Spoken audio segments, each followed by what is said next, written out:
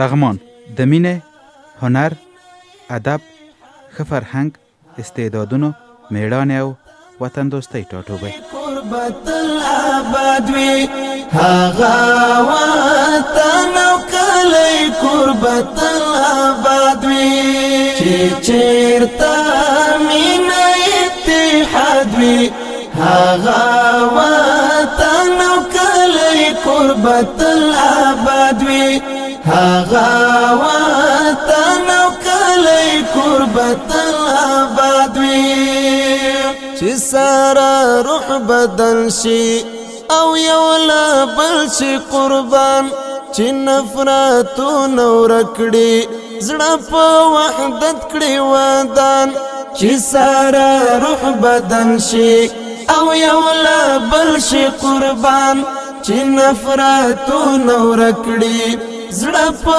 وحدت کړي ودان هغه وګړي بیا په وړاندې ځي. الحمدلله تر کومې نه دې خواته چې امارت اسلامي راغلی دی کلي طور باندې خو د ټول افغانستان خاص کر د لغمان امنیت ډېر ډاډوړ دی او مطمئن دی انشاءالله. امنیتي وضعیت خو شکر د خدای ده د امارات د راتګ سره ډېر ښه ده، په ټول افغانستان کې ښه ده، بیا په لغمان کې په تېره بهترینه حالات ډېر ښه دي. شپې ورځې بس دکانداران دکانداري کوي، تجاران تجارت کوي، صرافان خپله صرافي کوي، خلک خپله غریبي کوي. وروره انشاءالله مشکل نشته. کله د شپې نه کابل نه موږ راشو چوک کې رشکا موټر هر څه پیدا کړي تر ولسوالۍ پورې موږ تګ راتګ کوی شو انشاءالله تر څو پورې موږ امنیتي ستونزه نه لرو. که هر یو رانه وژنې عقل و فکر مې مه وژنه، په دې کې مې وطن ته لوی تاوان لیدلی دی. د ساکنه یو وروڼو غوندې خواږه دې وي تل که څوک دا غواړي چې بېغمه شي او ښاد وي که څوک دا غواړي چې بېغمه شي او ښاد وي. ښه امنیتي وضعیت د یاد ولایت په هره برخه اثر کړی او خلک اوس ډېر د خوښۍ احساس لري. امنیتي وضعیت خو شکر الحمدلله ډېر ښه ده او موږ ټول ترې راضي یو خوشحاله یو او کاروبار هم ښه ده الحمدلله او وضعیت ښه ده او مجاهدینو سره موږ خوشحاله یو. نو امنیتي وضعیت خو الحمدلله بیخي ښه ده، هم په مرکز کې هم په پنځه ګونو ولسوالیو کې داسې خاص مشکل جدي مشکل انشاءالله بیخي نشته او تر اوسه یا مخکې لږ کم موږ سره کوم راپورونه دي کوم واقعات سیاسي یا امنیتي د حکومت یا د امارت د مخالفینو لخوا رامنځته شوي نه دي. الحمدلله بیخي ارامي ده. خلک ډېرې اندازې پورې چې راځي دلته موږ ته ملاقات کوي، دلته موږ سره ورسره راځي یا موږ ورځو کله کله بعضې منطقو ته، نو خلک په عموم کې یا په مجموع کې هغه راضي دي امارت نه، خصوصا د امنیت نه یو رسیدګي مشکلاتو ته زیاته ولسوالیو قومندانیو د امنیتي ادارې انشاءالله ټولې فعالې دي او خلک ډېر رضایت ښیي دلته زموږ سره راځي. شمشاد هسک د دی پامیر او هسک غاړه د شمشاد ماشاءالله هیواد ګله ماشاءالله هیواد مونږ د کړو ساتنه خدای دې تل لره اباد ماشاءالله. د الله پاک د مهمانۍ په میاشت کې د لغمان ځانګړي ځواکونه سرک ته راوتلي تر څو د ولس لپاره د خدمت جوګه شي. شایخې چینې لرې څه ښکلې درې لرې شایخې چینې لرې څه ښکلې درې لرې. سلام علیکم، خیر راغلی وروره خاص دی، بخیر راغلی. څه مشکل خو به نه ولاره کې، بخیر راغلی، خیر اوسئ، مهرباني وکړئ.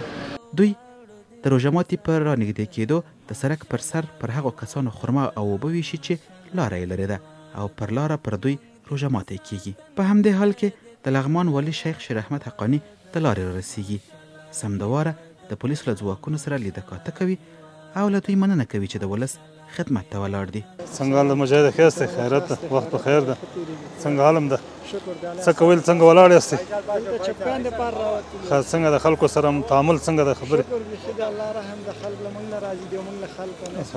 څه مشکل خو به خلکو دپاره نه جوړېږي تاسو لپاره چک پاین په ښه طریقه باندې کوئ سره داسې چاته اذیت و تکلیف خو انشاءالله نه رسوئ که نه صحیح ده خوشحاله اوسېږئ خیرته څنګه دی چک پاین کار هم څنګه ده خلکو سره هم رویه او تعامل څنګه ده و خلکو سره ښه رویه کوئ چې خلک اذیت نه شي خصوصا په دې روژه کې روزه هم ده او کار وظیفه په خپله په اخلاص باندې سرته رسوئ. خوشحاله اوسېږئ. خلکو ته لپاره څه مشکل خو به نه وي. خلکو سره رویه ښه ده انشاءالله کنه. اوس د روزه کې په عامه اوقاتو کې خلکو سره ښه رویه کوئ. السلام علیکم. څنګه حالات شته؟ جوړ خیرت ته. تاسو کوم ځای نه کوم ځای ته ځئ؟ جلال آباد نه لغمان. څنګه دا چک پوینټونو کې خو بس مشکل نه وي درته؟ خلکو نه خوشحاله یاستئ؟ نه څه مشکل تکلیف؟ همیشه دپاره دا چک پوینټ په دې لاره ځئ راځئ.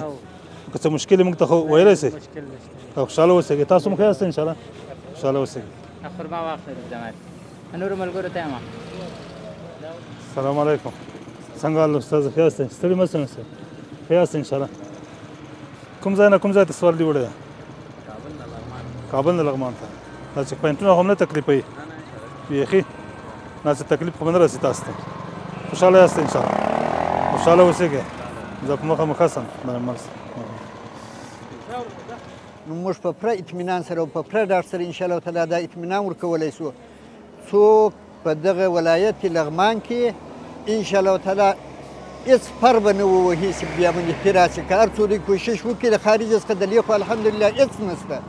یو مخالف هم نشته په ټوله کې هرې ساحې ته چې که خبریالان غواړي که نور خلک غواړي که خارجیان راشي هر ځای ته په پوره اطمینان سره تلای شي. په شپه او په ورځ کې د پوره اطمینان ډاډ ورکوو انشاءالله. او راوتلي یو د دې ولس د خدمت په خاطر باندې چې تر څو پورې وکولی شو چې اوس امنیت برابر کړو د دې ولس دپاره. الحمدلله مونږ که روژه وي که ګرمي وي که یخني وي شپه ورځ انشاءالله د ولس په خدمت کې یو. دا اوس م راوتلي یو انشاءالله په موټرو کې وزارت سرار سره هغسې دي چې د ولس ته مو سپارو انشاءالله. ولس خدمت مو که خرمای وي که هر څه زموږ اوس مطابق کوم کومک هغه ولس سره انشاءالله مونږ کوو. لله الحمد. په لغمان ولایت کې د وزارت داخلي لخوا نه چې کوم هغه بررسي شوې وه سږ کال یې هغه د وزارت داخلي لخوا نه چې کوم هیاتان راغلي وو هغوی موږ ته اطمینان راکړه چې په نورو ولایتو په نسبت باندې په لغمان ولایت کې نسبت پروسه کال ته هغه ګرافت د جنایي جرمونو 4% راښکته شوی ده. نور ولایتو که کوم اندازه زیات شوی خو په لغمان ولایت کې 4% راښکته شوی. موږ په لغمان ولایت کې لله الحمد په ټولو ولسوالیو کې په ټولو حوزو کې د شپې ورځې لخوا نه ګزمې کوو او کوم ځای کې چې جنایي پیښه شوي نو په همغه وخت کې موږ مجرم نیولی ده او جنایي مدیریت ته هم سپارلی او د هغه له مخه یا محکمې ته تللی او یا همدغلته فیصله شوې ده. عدلیي قضایي ارګانونو ته اکثر جنایي جرمونه موږ سپارلي او پرې باندې فیصله شوې. لله الحمد په لغمان کې جنایي جرمو مخنیوی شوی ده او الحمدلله وضعیت ډېر اطمینان وړ ده. د روژه ماتې په رانږدې کېدو بیا هغو سرتېرو ته روژه ماتی چمتو شوی چې ټوله ورځ یې ولس ته په خدمت کې تېره شوې.